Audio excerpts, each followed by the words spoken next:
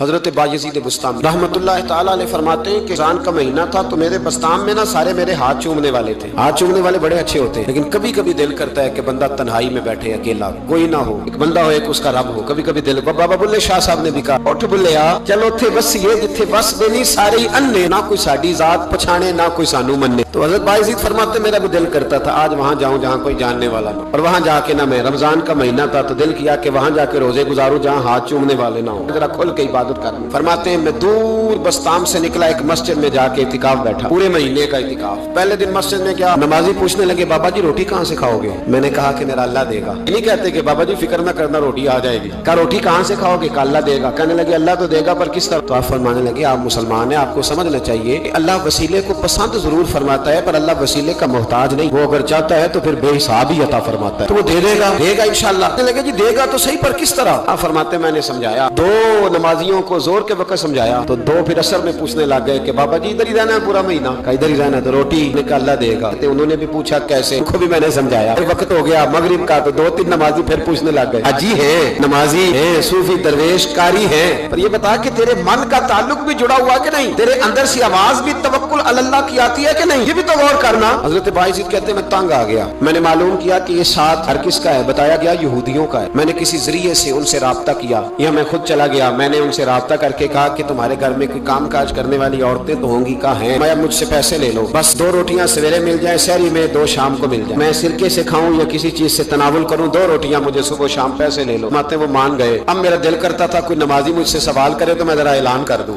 کہ میرا بندوبست ہو گیا ہے، میں ذرا اعلان کر دوں کہ میرا بندوبست. حضرت نے کہہ بھی دیا لا الہ الا اللہ تو کیا حاصل، دل و نگاہ اگر مسلمان نہیں تو کچھ بھی. فرماتے میں ایک نمازی نے اثر میں پوچھ لیا کہ بابا روٹی، تو میں بول پڑا، میں انتظار میں تھا. میں بولا، میں نے کہا نمازیوں، حاجیوں، درویشوں، رمضان کے روزے رکھنے والوں، صائم النہار قائم اللیل لوگوں، یہ ساتھ میرے پڑوس میں مسجد کے یہودی ہیں، میں نے پیسے چکا دیے ہیں، 2 روٹیاں سویرے 2 شام مل جائیں. میں نے اعلان کیا تو نمازی چپ کر گئے. اب 3 دن بیت گئے، کسی نے پوچھا ہی نہیں. اللہ، کسی نے پوچھا نہیں روٹی کہاں سے آئے. حضرت بایزید فرماتے ہیں فجر کا وقت تھا، سر سجدے میں رکھ کے میں کھول کے رویا اور نماز پڑھ کے میں نے نمازیوں سے کہا او نمازیوں آؤ دوبارہ سے کلمہ پڑھے، آؤ پھر سے کہیں لا الہ الا اللہ، آؤ پھر سے کلمہ پڑھے. کہتے نمازی کہنے لگے تو کون ہوتا ہے ہمیں دوبارہ کلمہ پڑھانے والا؟ میں نے کہا یارو کس طرح کے مسلمان ہو کہ میں روز کہتا رہا اللہ دے گا، تم کہتے تھے کیسے دے گا، اور جب میں نے کہا 2 روٹیاں یہودی دے دیں گے تو تم خاموش ہو گئے ہو. مجھے بتاؤ جن لوگوں کا یہودیوں پہ توکل مضبوط ہو اور رب پہ توکل کمزور ہو، انہیں دوبارہ کلمہ پڑھنا چاہیے کہ نہیں پڑھنا چاہیے؟ انہیں دوبارہ اللہ تبارک و تعالیٰ کی توحید کی شہادت دینی چاہیے کہ نہیں دینی چاہیے؟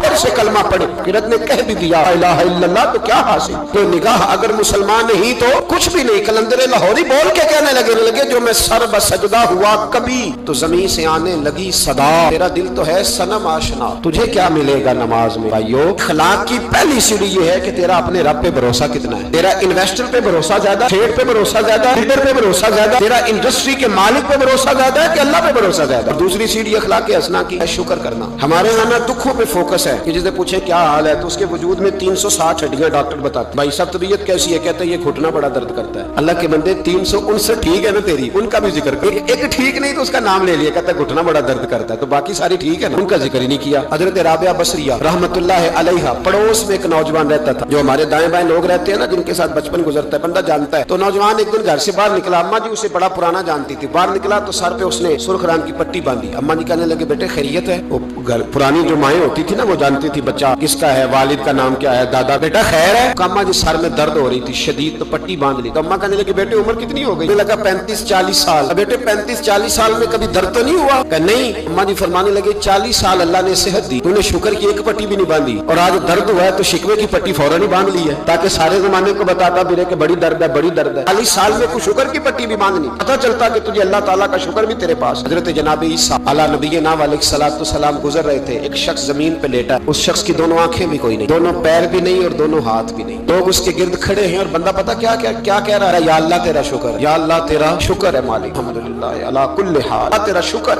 لوگ بڑے حیران دیکھ رہے تھے. تو جناب عیسیٰ علیہ السلام نے پوچھا کس بات پہ حیران ہو؟ کہا حضرت جی حیران ہے کہ بندے کی آنکھیں بھی کوئی نہیں، دونوں ہاتھ کوئی نہیں، دونوں پیر کوئی. ذرا غور کرنا، جس کی ایک انگلی کٹی ہوتی ہے ساری توجہ اسی پہ رکھتا ہے، دونوں ہاتھ ہی نہیں، دونوں پیر ہی کوئی نہیں، آنکھوں سے نابینا، اللہ شکر ہے. لوگ عرض کرنے لگے حضور اس بندے کے حال پر حیران ہے کہ آنکھیں بھی کوئی نہیں، ہاتھ بھی نہیں، پیر بھی، شکر پکار رہا. جناب عیسیٰ قریب گئے اور اس کے کان کے ساتھ منہ لگا کے کہنے لگے کس بات پہ شکر کر رہے ہو؟ ہاتھ ہے نہ پیر ہے نہ آنکھیں ہیں۔ کہنے لگا حضور کوئی عرض نہیں، ہاتھ نہیں، آنکھیں نہیں، پیر نہیں، بیوی نہیں، بچے نہیں، گھر نہیں، اور شکر ہے اللہ تعالیٰ کا اس نے مجھے ایمان کی دولت عطا فرمائی ہوئی۔ حضور میں صاحب ایمان ہوں۔ شکر کی بات نہیں کہ اتنے سارے کافروں میں کلمہ پڑھتا ہوں۔ حضور آپ پوچھ رہے ہیں شکر کس بات کا؟ ان لوگوں کو بتائیں کہ جس کے سرانے اللہ کے نبی جناب عیسیٰ علیہ السلام کھڑے ہو وہ شکر ادا نہ کرے۔ میں بڑا شکر نہیں کہ میں جناب عیسیٰ کا کلمہ پڑھتا ہوں، میں اللہ تبارک و تعالیٰ پہ ایمان رکھتا ہوں، یہ مقام شکر نہیں؟ تو بھائی شکر کا مقام دوسرا اخلاق ہے، تیسرا صبر کرنا۔ ہمارے ہاں صبر پتہ کیا ہے؟ کسی کے گھر میں کسی کا انتقال ہو گیا تو مہینہ بعد سینہ کو بھی ہوئی معاذ اللہ، تو نے کفریہ جملے بولے، بڑا کچھ کہا، بڑا کچھ، مہینے کے بعد پوچھا کیا حال ہے؟ کہتے صبر آ گیا۔ یہ صبر نہیں آیا، یہ زخم صحیح ہو گیا ہے۔ صبر کس کو کہتے ہیں؟ مسلم شریف میں نبی پاک علیہ السلام کا فرمان ہے، فرمایا انما الصبر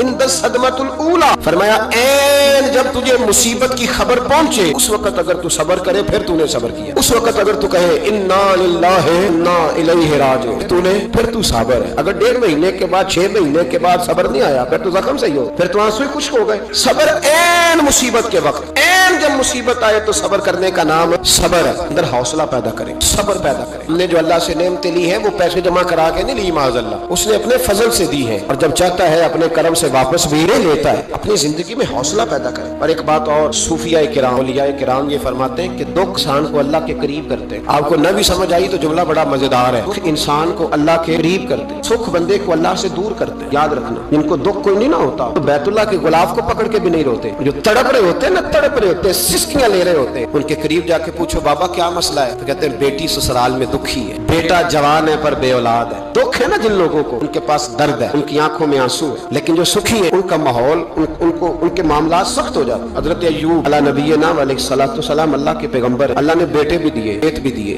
بہت زیادہ جانور بھی دیے، بڑی دولت، بڑا کچھ، رب آزماتا بھی ہے، اس کا نظام ہے، جتنا کہ اس کے قریب ہوتا ہے اتنا ہی زیادہ آزماتا ہے۔ فرشتے عرض کرنے لگے مولا جناب ایوب، اللہ کریم نے فرمایا یہ میرا دوست ہے، ایوب میرا نبی ہے، میرا پیغمبر ہے، میرا دوست ہے۔ تو فرشتے عرض کرنے لگے مولا جو اس کو اتنا نواز دے اس نے دوست تو بننا ہی ہوتا ہے۔ ایک روایت میں 7 بیٹے، ایک میں 14 بیٹے، کھیت کھلیان باغ، بڑا کچھ، تو دوست تو بننا ہے۔ تو رب کریم نے فرمایا جاؤ ازما لو، جا کے کون کہہ رہا ہے یاری تیری سونا تے ازمائشاں تیریاں اگ، اے سونا پرکھیا جاوندا ہی پہلو نال اگاں دے لاگا ازما لو۔ تے آ گئے جن میں سارے باغ اجڑ گئے، جل گئے کھیت۔ ایک دن لگا، بننے میں وقت لگتا ہے، اجڑنے میں وقت نہیں لگتا۔ ایک دن لگا تو جانور ایک بیماری سے سارے مر گئے۔ جناب ایوب گھر سے باہر نکلے، واپس آئے تو ساری اولاد کی لاشیں پڑی۔ بڑا مشکل مسئلہ ہے لیکن زبان پہ ایک ہی لفظ ہے انا للہ انا الیہ راجعون۔ حضرت ایوب صبر سے، حوصلے سے، اطمینان سے، اس پر بس نہیں، اللہ کے نبی پیغمبر ہاں تو جو 5 نمازیں پڑھتا ہے وہ کہتا ہے مجھے بخار کیسے ہو گیا، حالانکہ میں نمازی ہوں، میں تو روزانہ صبح قرآن شریف کھولتا ہوں، پھر بھی حضرت جی میرے گھر کے اندر بیماری کا کیا لینا دینا۔ حضرت ایوب بیمار ہو گئے، 1 2 3 4 ہفتے، مہینے، سال نہیں، 16 سال بیت گئے بیمار، 16 سال بیت گئے، 16 سال۔ حضرت ایوب علیل ہے۔ ایک دن زوجہ قریب آئی تو کہنے لگی آپ اللہ کے نبی ہیں، آپ جو بھی دعا کریں مالک قبول فرما لیتا ہے، دعا کریں آپ کو شفا دے دے۔ جناب ایوب فرمانے لگے ایک بات تو بتا، شفا کتنے دن رہی؟ کہنے لگی 60 سال۔ میں کھیت کھلیان اولاد مال دولت کتنا عرصہ رہا؟ کہا 60 سال۔ 60۔ آپ فرمانے لگے بیماری کو کتنے سال ہوئے؟ کہا 16 سال۔ فرمانے لگے ذرا مجھے تکلیفیں اور بیماریوں کو بھی 60 سال ہو لینے دے پھر دعا بھی مانگ لوں گا۔ برابر تو ہو لے، یہ تو صرف 16 ہوئے، 60 ہو لے دعا مانگ لوں۔ اور فرمانے لگے